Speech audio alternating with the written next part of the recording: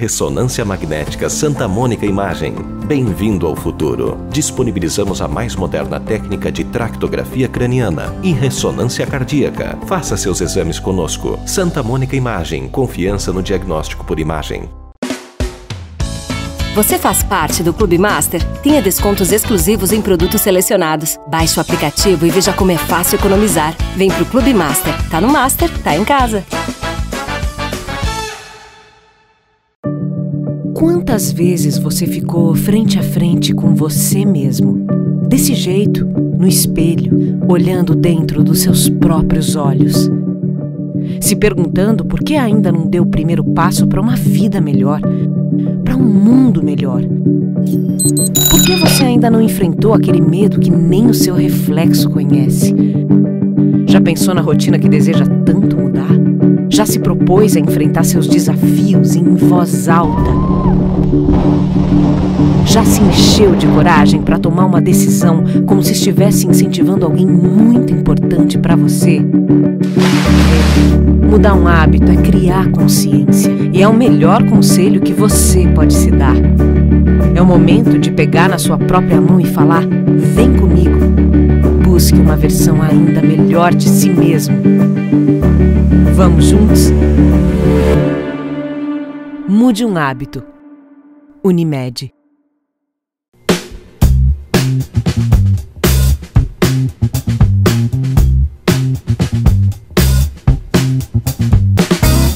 Olá, estamos chegando para mais um programa Viver com Saúde. Este é o nosso primeiro programa de 2023. E eu já desejo para você neste ano muita saúde, muita prosperidade, muitas felicidades. E neste ano nós vamos falar muito mais de saúde, visto que a nossa população está carente de saber a diferença de estar com saúde, de ter qualidade de vida.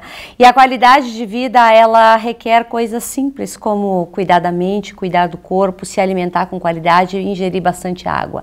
E para falar um pouquinho sobre qualidade de vida, sobre este bem-estar aí que você pode conquistar aos pouquinhos, e já te garanto, cuidar da saúde e mudar a alimentação não é uma coisa cara. E para falar sobre isso, nós estamos aqui com a Laura Mocelin Teixeira, que é nutróloga e é filha aqui da nossa terra, filha de médico, filha de professora, e ela vai falar um pouquinho dessa parte de cuidar, que é o que ela faz diariamente através das redes sociais e também no seu consultório. Bem-vinda, Laura. Obrigada, Sandra, pelo convite. Estou muito feliz de poder estar aqui na minha cidade, né, falando um pouco sobre o que eu tanto acredito, o que eu prego na minha própria vida, né, o que eu exercito na minha vida e o que eu tento passar tanto para os meus pacientes quanto para amigos, pessoas próximas, e que eu realmente espero que cresça cada vez mais essa consciência em saúde. É verdade. Laura, eu gostaria que tu falasse um pouquinho da tua trajetória aí, médica de consultório, de UBS, e agora também atendendo em São Paulo.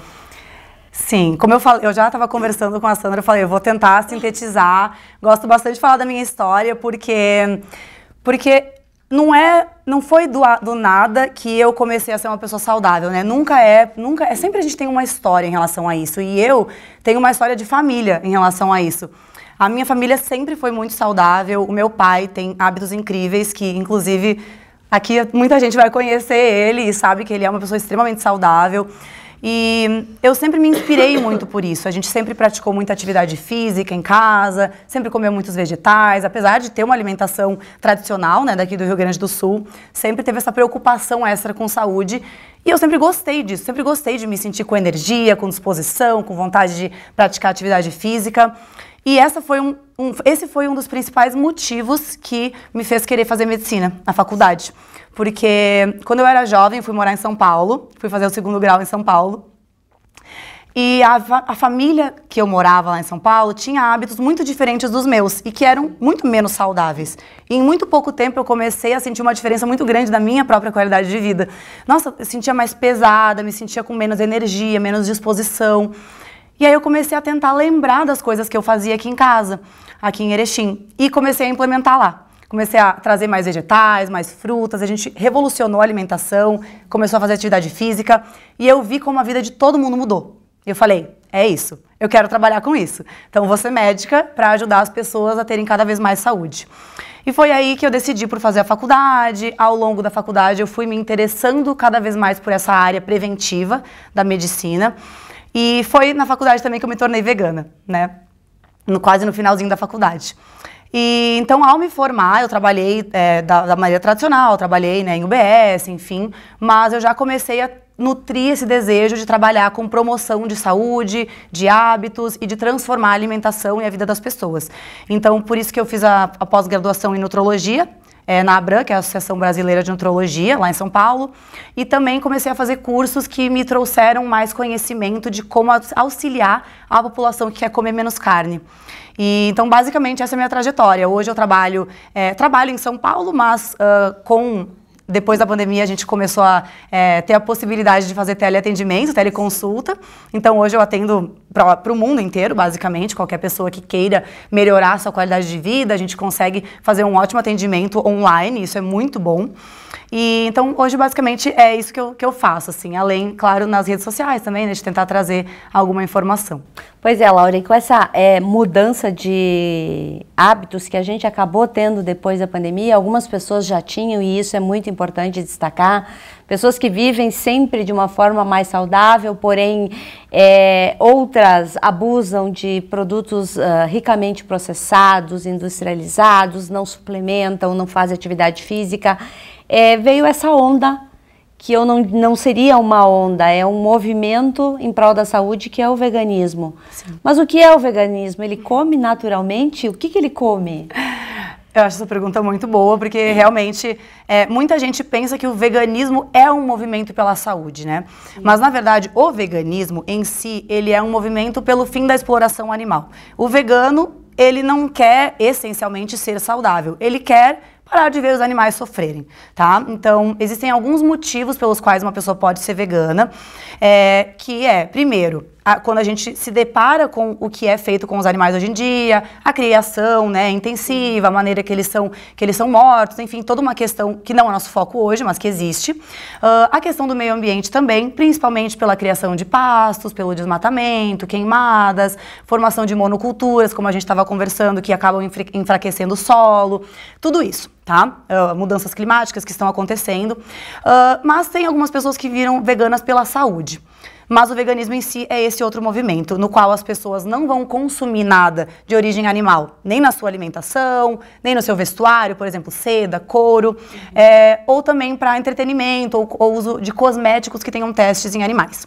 Esse é o veganismo, né? Quando a gente fala de saúde, a alimentação que traz realmente saúde é uma que hoje em dia a gente chama de Whole Food Plant-Based Diet, que seria alimentação à base de plantas e alimentos integrais, que é uma alimentação vegana, porque ela exclui todos os alimentos de origem animal do cardápio, mas ela não é baseada em alimentos processados.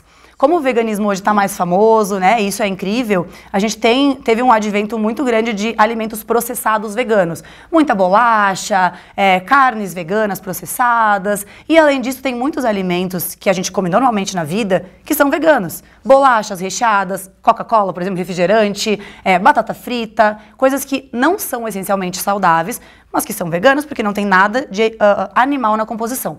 Então, para a gente equilibrar essa questão e não dizer que todo vegano é saudável, né? Porque existem muitos veganos que têm uma alimentação que não é legal.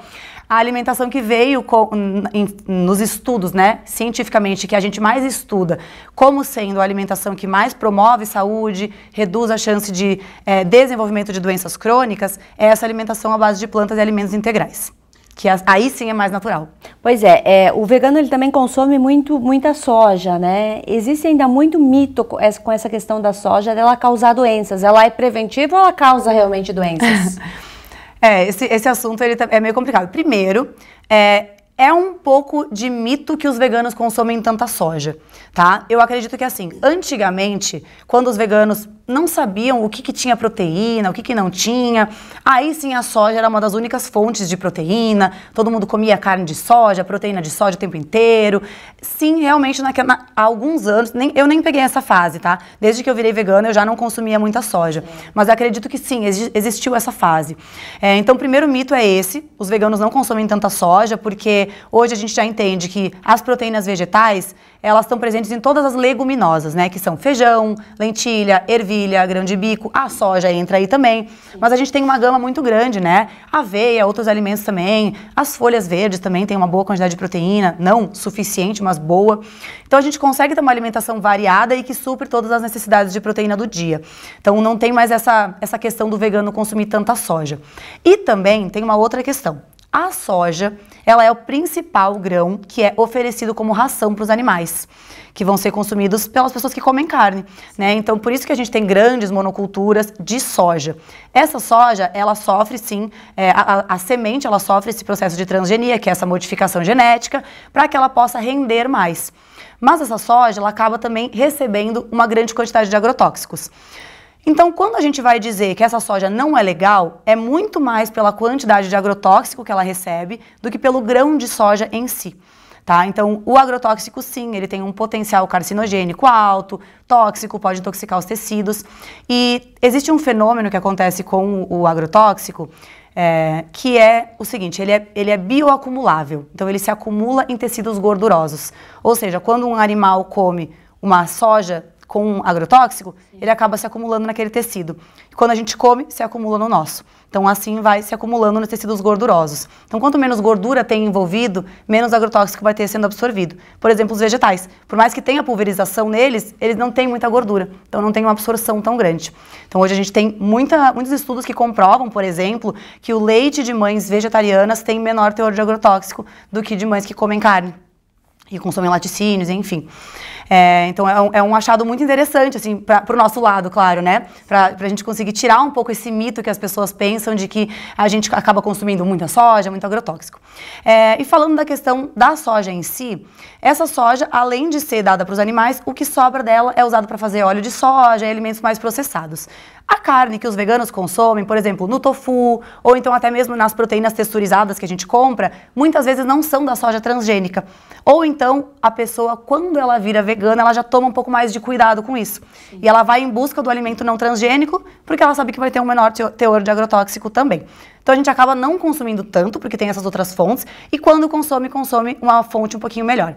Mas a soja em si, o grão da soja é um grão incrível. Inclusive a população oriental usa demais a soja, né? É a população que mais usa, e ao longo do tempo se foi percebendo que eles têm uma taxa muito menor de câncer, por exemplo, principalmente câncer de mama, tá? Então a soja, ela se vê como um agente protetor para diversos tipos de câncer, porque ela tem fitoquímicos, que são substâncias antioxidantes presentes dentro dela, que promovem essa proteção, além também de ter muita fibra, que melhora tanto o funcionamento do intestino, quanto reduz colesterol, aumenta a taxa de colesterol bom do sangue, então diminui o risco de doenças cardiovasculares.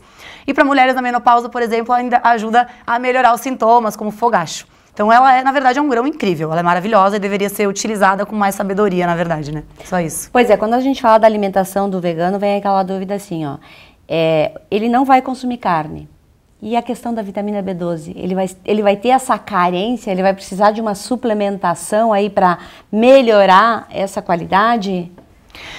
Olha, é bem provável que sim, tá? Realmente, a vitamina B12, ela é uma vitamina produzida por bactérias que estão presentes no solo. Ela não é produzida pelos animais. Os animais, assim como nós, também precisam dela para a sua sobrevivência. Ela é importante para animais, tá? Então, por isso que a carne tem B12. Não muito por causa do que eles consomem do solo, porque hoje em dia a criação é muito mais intensiva, eles recebem muito mais ração, mas por causa da suplementação que tem na ração. Atualmente, assim, muito da receita de um país é utilizada para a suplementação da ração dos animais, porque eles também, assim como nós, precisam dessas vitaminas. Então, hoje, os animais recebem suplementação, eles absorvem, parte do que eles absorvem é consumido por quem come carne. É como se fosse uma suplementação indireta e na maioria das vezes a gente não tem como ter certeza da quantidade de vitamina B12 que tem naquela carne do animal, tu não sabe quanto tu está consumindo. Então a orientação de realização de exames é a mesma para onívoros, pessoas que comem carne, e para vegetarianos e veganos, porque todo mundo tem chance de ter deficiência. Hoje em dia a gente vê que a deficiência entre onívoros fica em torno de 40% da população e para veganos em torno de 50%. Então não é tanta diferença, tá? Mas com certeza um vegano muito provavelmente vai ter carência dessa vitamina, porque ele não vai consumir, a não ser que ele consuma fontes como, por exemplo, a levedura nutricional, tá? É como se fosse um levedo, tá? Mas ele tem um saborzinho de queijo fermentadinho, assim, então ele pode ser utilizado para dar mais sabor nas receitas, tem um alto teor proteico e tem uma boa quantidade de vitaminas do complexo B e a levedura nutricional geralmente é enriquecida com vitamina B12. Então pode ser uma fonte. Não sei se a gente não sabe se vai ser suficiente para aquela pessoa, talvez ela possa precisar de uma suplementação em dose mais alta, mas a complementação pode ser feita com esse alimento, por exemplo, que aí se assemelha ao alimento de origem animal. E o excesso ou a falta de ferro causada por falta de carne, como é que se trabalha essa questão também? O ferro, ele tem uma outra questão, assim, né? Primeiro que nós mulheres, a gente já acaba sofrendo um pouco mais dessa deficiência, principalmente por causa da menstruação. O fator perda de sangue é um dos principais fatores de deficiência de ferro, tá? Então, as mulheres têm uma tendência a ter muita deficiência de ferro. Assim, basicamente, assim, quase metade da população mundial tem uma tendência a ter deficiência de ferro. Então, é um mineral facilmente encontrado na natureza, ele é muito abundante, porém a gente, por algum motivo, não está consumindo tanto. Pode ser por causa da nossa alimentação, pode ser por conta de consumo de processados. Não se tem uma ideia muito certa do motivo, tá? Mas o fato é, as pessoas têm sim deficiência e a gente tem que tratar. Mas o que acontece? Geralmente a carne não vai nos providenciar tudo o que a gente precisa. A carne, ela tem dois tipos de ferro, né? O ferro M e o ferro não M. O ferro M é um ferro que ele é mais facilmente absorvido pelo corpo e o ferro não M é um ferro um pouco mais dificilmente absorvido, precisa de algumas ajudinhas, como por exemplo a vitamina C, enfim, que todo mundo fala, tá? E ele mais facilmente não absorvido, então se tu consome café, por exemplo, junto com a refeição, tu pode diminuir a absorção dele. E a carne, ela tem um teor bom de ferro M, então por isso que muitas pessoas falam, precisa de carne para absorver ferro, né? Só que qual que é a grande questão? Ela não tem só esse ferro. Tá? E quando a gente faz um cálculo da absorção, esse ferro da carne, ele fica em torno de 18% da absorção dele. O que tu come dele, tu absorve 18%. E o ferro não M, que é o ferro dos vegetais, fica em torno de 10%. Só que qual que é a realidade? No pedaço de carne que é recomendado a ser consumido por dia pelo Ministério da Saúde, pela OMS, pelos grandes órgãos, é mais ou menos 100 gramas de carne por dia, o que seria o recomendado, a gente vai ter um certo teor de ferro. Na mesma quantidade que é recomendada por dia de feijão ou de grãos, a gente tem mais ferro. Então, por mais que você absorva menos ferro do feijão, no final das contas, a quantidade absorvida fica um pouco maior. Então, a gente só precisa ajudar um pouquinho nessa absorção. E se a pessoa tiver deficiência, comendo ou não carne, ela precisa ser tratada. E não vai ser com carne que a gente trata, porque a dose tem que ser muito maior, né? Então, essa pessoa teria que consumir uma dose muito alta de carne, isso vai aumentar o risco dela de desenvolver doenças cardiovasculares ou até mesmo câncer de cólon, que já está muito bem estabelecida essa relação hoje em dia. Relação da carne com a doença cardiovascular, qual é? Principalmente o alto consumo de gorduras saturadas e de colesterol e o baixo consumo de fibras. Se uma pessoa tem um alto consumo de carne, ela não consome muitos vegetais ou não equilibra isso, ela não consome muitas fibras alimentares, então ela não diminui a absorção dessa gordura no intestino, vai acabar aumentando a absorção de colesterol, de gorduras saturadas, que ao longo do tempo podem levar a uma piora em doenças cardiovasculares. Muito bem, nós estamos apresentando o nosso programa Viver com Saúde. A gente vai fazer uma pequena pausa e já retorna. Somos vizinhos, conterrâneos, profissionais de saúde. Aqui tem gente, aqui tem vida, aqui tem Unimed. Você faz parte do Clube Master? Tenha descontos exclusivos em produtos selecionados. Baixe o aplicativo e veja como é fácil economizar. Vem pro Clube Master. Tá no Master, tá em casa. Uma nova tecnologia em tomografia computadorizada. Somatom Perspective Dual Energy. 128 canais. Demonstra resultados com excelência e o mais novo estudo cardíaco e vascular. Santa Mônica. Comprometida com você. Voltamos com o nosso programa Viver com Saúde. Hoje nós estamos falando sobre a alimentação, sobre o poder que os alimentos têm na nossa vida. E principalmente nós mulheres aí que depois dos 40, alguns probleminhas começam a aparecer, como a menopausa, a gente engorda muitas vezes e tem dificuldade de emagrecer, enfim, problemas que as mulheres infelizmente passam no decorrer da vida, mas que é possível sim chegar aos 40, 50, 60 anos com todos esses efeitos da idade um pouquinho amenizados. Basta que a gente faça algumas trocas alimentares. E quando a gente fala em trocas alimentares, não é passar fome, não. Não é fazer aquelas dietas hiper restritivas que lá na frente o prejuízo é enorme. E a doutora Laura, ela vai agora dar umas dicas aí para nós mulheres cuidarmos um pouquinho melhor, nos olharmos com mais cuidado a partir dos 40 anos. Nós mulheres aí temos esse efeito sanfona, esse sofrimento que é hoje tá magra, amanhã tá gorda, tá inchada, enfim. É uma miscelânea de emoções que passam no nosso corpo e de mudança de humor e de volume que preocupa muitas vezes. Como é que a gente chega nos 40 aí de uma forma mais leve? Olha, eu diria que nem é só a partir dos 40, tá? Porque a partir dos 30 anos a gente já começa a ter uma redução muito grande da produção hormonal, da produção de músculos pelo corpo. Assim, eu costumo dizer e brincar até que eu percebo claramente a diferença dos meus 27, agora que eu tenho 31, eu já percebo claramente a diferença de como realmente a vida não é mais tão tranquilo para conseguir os resultados que a gente tinha antes. Então, eu acredito que esse cuidado, ele é preventivo. Então, quem já tem 30 já pode me ouvir aqui também, tá? Ou até se tu já é mais jovem, porque quanto mais jovem a gente começa a se cuidar, melhor vai ser, né, a nossa vida. Mas, especificamente, o que acontece? A gente começa a ter muita flutuação hormonal, né? Isso vai alterando tanto o humor, como tu mesma falou, quanto essa questão da composição corporal. A gente acaba tendo uma tendência maior a acumular gordura. Tem a questão da retenção hídrica também, de acordo com o que a gente come, quanto tempo fica de pé, sem se exercitar. E também tem muito a ver com a questão da massa muscular. A gente ter um bom tônus muscular, uma boa massa muscular no corpo, auxilia a reduzir tanto essa flutuação hormonal, essas flutuações de humor, quanto também a retenção, tá? Então, é muito importante a prática de atividade física. Assim, eu tô falando muito de alimentação aqui nesse programa, é o que eu trabalho, mas eu também trabalho muito na área da medicina do estilo de vida, que a gente trabalha com vários pilares da vida, assim, que fazem com que a gente seja saudável. Um deles é a alimentação. O outro é a atividade física. E a musculação se torna extremamente importante e é um lugar, um ambiente que a maioria das pessoas não gosta muito de estar, porque se tornou muitas vezes um ambiente um pouco hostil, assim, em muitos lugares. Tem muitas pacientes que falam, não, pelo amor de Deus, só não me manda fazer musculação, que eu não quero ir pra academia. Então eu percebo que as pessoas acabam não gostando muito, mas a musculação é o único exercício. Claro, Pilates também pode ajudar bastante nisso, mas ela é um exercício que vai fazer com que tu tenha contato com carga, com peso. Então vai auxiliar nesse ganho de massa muscular e, além disso, uma outra coisa muito importante, no fortalecimento dos ossos. Porque quando a gente vai chegando mais perto da menopausa, a tendência, né, a desenvolver osteopenia, ela aumenta.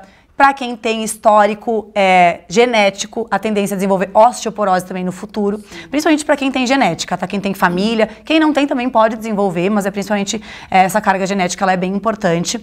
E o exercício físico, a musculação, junto com algumas outras práticas, tanto alimentares quanto de tomar sol, por exemplo, para avaliar os exames frequentemente, ajuda muito a aumentar a deposição de cálcio nos ossos. Então a musculação, ela é importante tanto para essa questão de manutenção de peso, manutenção da massa muscular, manutenção dos hormônios em dia, quanto de também manutenção da massa óssea. Então ela eu acredito que seja uma das coisas assim, quer iniciar por algo, vai na musculação, porque o exercício, ele é um hábito angular. O que é isso? Ele te ajuda a conseguir chegar nos outros hábitos. Quando tu começa a se exercitar, tu vai começar a regular teus hormônios. Tu vai liberar mais hormônios que te trazem prazer, bem-estar. O que tu vai querer fazer? Se cuidar melhor. Então tu vai melhorar a tua alimentação. Tu vai chegar em casa, tu vai fazer uma salada, tu vai comer mais vegetais, tu vai tentar inserir mais frutas no teu dia a dia, tu vai tomar mais água, que é muito importante essa hidratação também, para ajudar principalmente nessa questão da retenção hídrica também, na absorção das vitaminas e dos minerais, que pode dar uma pioradinha. Então tu vai querer fazer essas outras coisas, tu vai melhorar o teu sono, né? Insônia é uma coisa muito frequente. Conforme a gente vai envelhecendo, vai juntando as ansiedades do dia a dia, os problemas do dia a dia, a gente acaba piorando a qualidade do nosso sono, ele vai ficando mais leve também.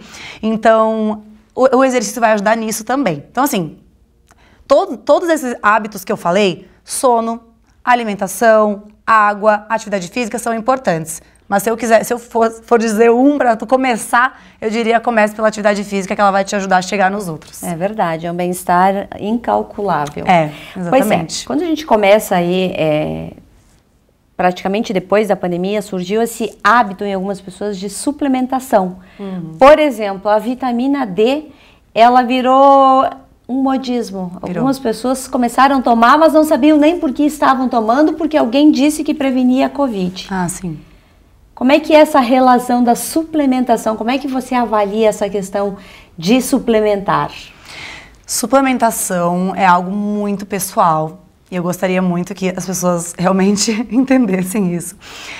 Não tá tudo bem suplementar vitaminas. Muitas pessoas falam, não, mal não vai fazer. Mas pode ser que faça. A suplementação excessiva de vitamina D, se ela aumentar demais no teu sangue, por exemplo, tu pode ter cálculo renal. É uma coisa que pode acontecer, tá? É raro, eu nunca vi nenhum paciente meu, tá? É raro, porém pode acontecer, tá? E tem muitas pessoas que fazem suplementação com doses muito excessivas. Então, eu diria, primeiramente, para ter muito cuidado, suplementação é algo sério, é algo que é para ser feito por um profissional. Tu vai no profissional, tu vai avaliar exames e ver se tu precisa. A maioria das pessoas realmente precisa de vitamina D, tá? Por quê? É uma vitamina que ela é sintetizada no nosso corpo através da exposição solar.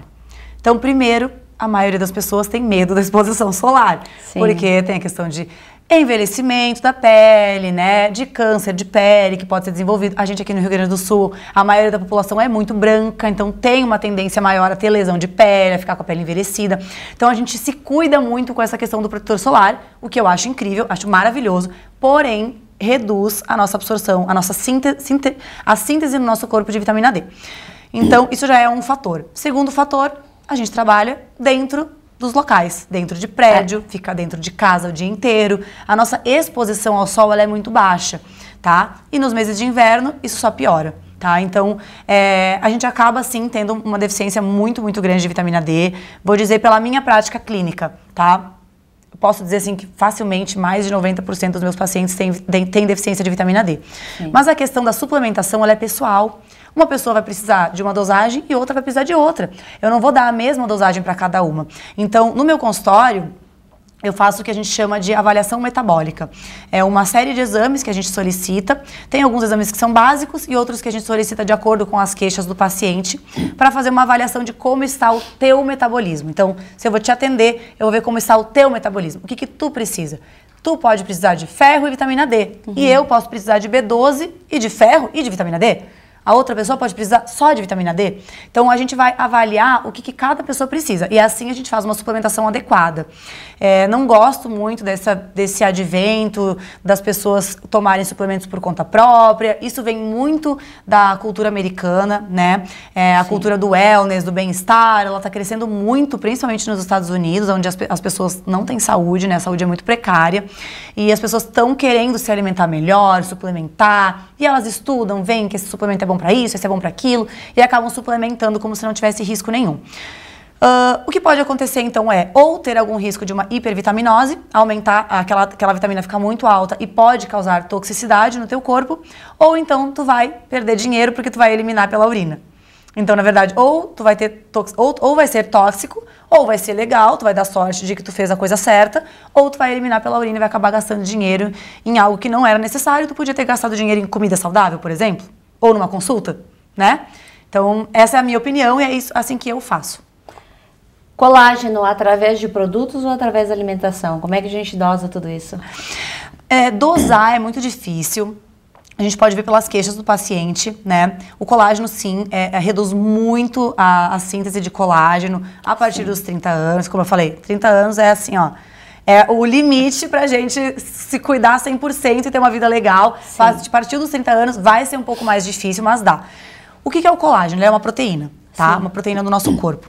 Então, pra gente sintetizar o colágeno, o que a gente precisa? Primeiro, bom consumo de proteínas, que estão presentes aonde? Já falei, né? Folhas verdes, cereais, leguminosas, né? A gente pode também suplementos, ou enfim, quem consome carne tá consumindo proteína a partir da carne também, ou então dos derivados. E a gente também precisa de outras coisas, vitaminas e minerais. Então, vitaminas como a vitamina C, ela é essencial para isso. Então, uma pessoa que não come fruta, ela não consome vitamina C. Uma pessoa que não consome folhas, não tem um bom consumo de vitamina C. Ela não vai auxiliar nessa produção de colágeno. Não consome, por exemplo, zinco, selênio, são minerais extremamente importantes para a formação de colágeno no nosso corpo. E, além disso, os antioxidantes também, tá? Então, a gente tem que ter o nosso corpo em equilíbrio para que ele produza o colágeno. Por quê? Porque o colágeno, se tu for parar para pensar, ele é um pouco supérfluo. Eu preciso estar com a pele super, com um viço incrível, com uma textura maravilhosa, para eu estar saudável ou para eu viver a vida? Não preciso. A gente se preocupa muito com isso por uma questão estética. Não preciso, mas quero, né? Exatamente, não preciso, mas quero. Todo mundo quer, não vou dizer que eu não quero também. Então, a gente se preocupa por uma questão estética, mas para o corpo não é necessário. É a mesma coisa que ferro. Tá faltando ferro no corpo? Ele não vai deixar ferro pro cabelo ficar forte, lindo, maravilhoso, crescer. Ele vai falar, cabelo, espera aí, agora tu vai ficar fraco, porque eu preciso deixar essa pessoa viva. Entende? Então, quando a gente não tá com o corpo em equilíbrio, as proteínas que a gente consome, por exemplo, não vão ser destinadas para a produção de colágeno. Elas vão ser destinadas para produzir hormônios, para produzir anticorpos, por exemplo, se eu tiver com alguma infecção viral.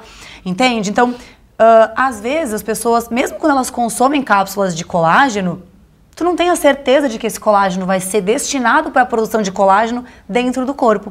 Por quê? Quando tu toma aquela cápsula, ela é uma cápsula com proteína. Ela tem os aminoácidos que o corpo precisa para produzir colágeno e muitas vezes também tem essas vitaminas e minerais associados para ajudar. Mas pensa, essa pessoa ela vai tomar essa cápsula, no estômago ela vai ser quebrada, os aminoácidos vão entrar para dentro do corpo. E o corpo vai mandar fazer o quê? O que precisa ser feito, e não colágeno. Se tiver tudo tranquilo, vai ajudar a produzir colágeno, com certeza. Mas se não tiver, muitas vezes acaba acontecendo o que eu falei antes, dinheiro jogado fora. Tá? Então, na alimentação, o que a gente pode fazer para auxiliar essa produção?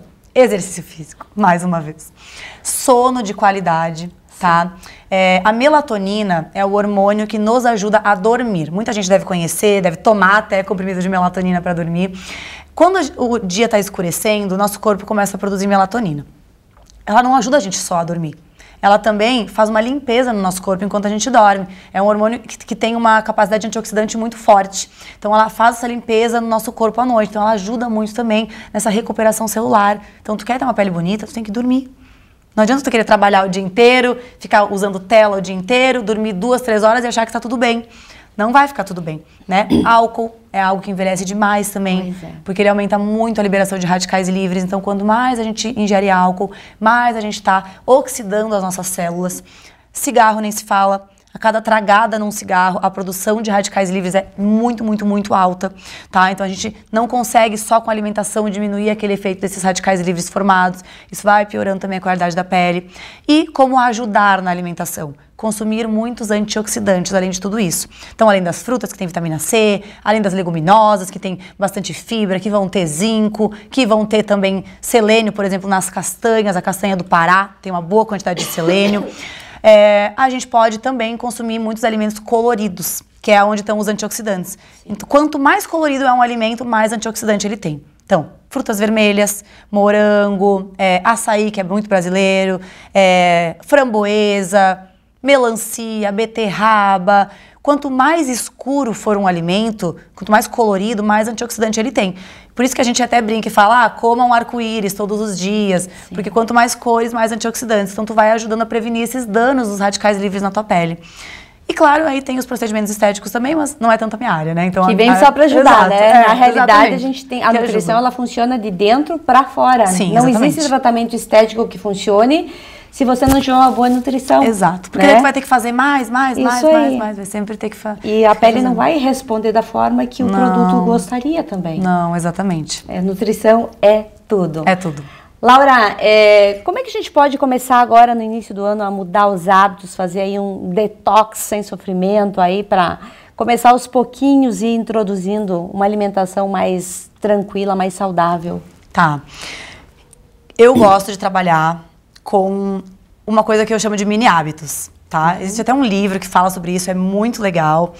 O que acontece? Vira o ano, todo mundo faz aquela lista gigantesca. Ai, meu Deus, eu quero tomar mais água, eu quero me exercitar, eu quero dormir, eu quero trabalhar menos, eu quero, sei lá, perder 50 quilos. Não, Corta essa lista inteira, escolhe uma coisa apenas, tá? Então tu vai ter que, assim, ou tu pode identificar sozinho o que tá pior na tua vida, sim, ou tu pode se consultar com um profissional que vai te ajudar a identificar o que tá pior. Ah, tu precisa muito consumir mais folhas verdes. Bom, esse é meu ponto fraco. Eu vou focar só nisso.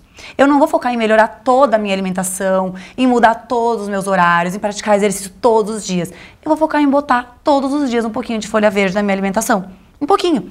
E o resto eu vou continuar tudo igual. Até esse hábito se instaurar de verdade na minha vida. Essa é a melhor maneira de mudar um hábito. É tu escolher uma coisa pequena e que não pareça muito dolorosa. Porque o nosso cérebro, ele tem mecanismos de defesa. Sim. Quando tu quer fazer uma coisa muito diferente do que tu estava fazendo, ele ativa todos os alertas e fala, não, não quero. Não quero, isso vai ser muito sofrido, eu não quero passar por esse sofrimento, não vou deixar essa pessoa fazer isso. Vou deixar ela deitada na cama comendo hambúrguer todos os dias. É isso que eu quero. Isso eu já estou acostumado. Isso é tranquilo pra mim, é fácil, é conhecido.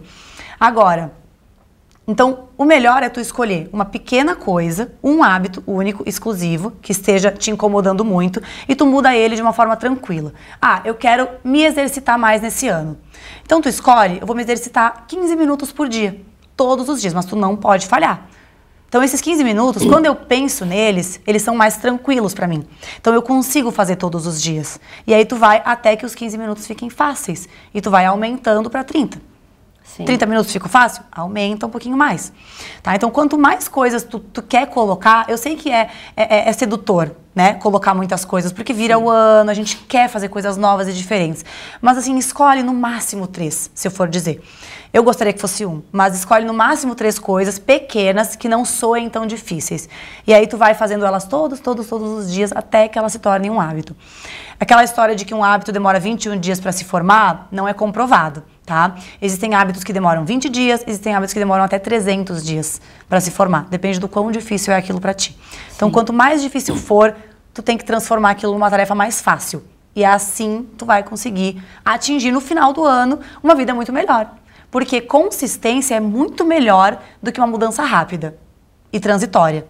É muito melhor tu se exercitar pouco agora e chegar lá no final do ano se exercitando 1 hora por dia do que tu começar agora com 1 hora e daqui 2 meses tu parar.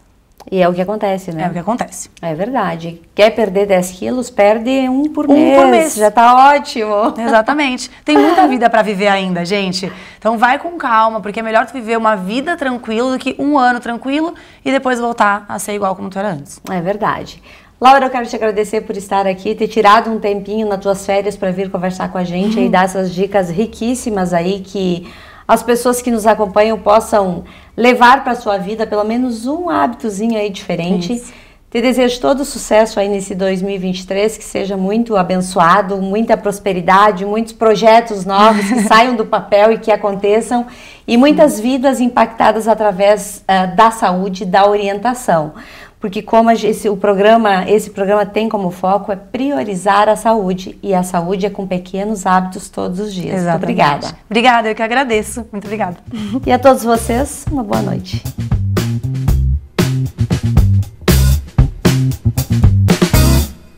Ressonância Magnética Santa Mônica Imagem. Bem-vindo ao futuro. Disponibilizamos a mais moderna técnica de tractografia craniana e ressonância cardíaca. Faça seus exames conosco. Santa Mônica Imagem. Confiança no diagnóstico por imagem. Você faz parte do Clube Master? Tenha descontos exclusivos em produtos selecionados. Baixe o aplicativo e veja como é fácil economizar. Vem pro Clube Master. Tá no Master, tá em casa.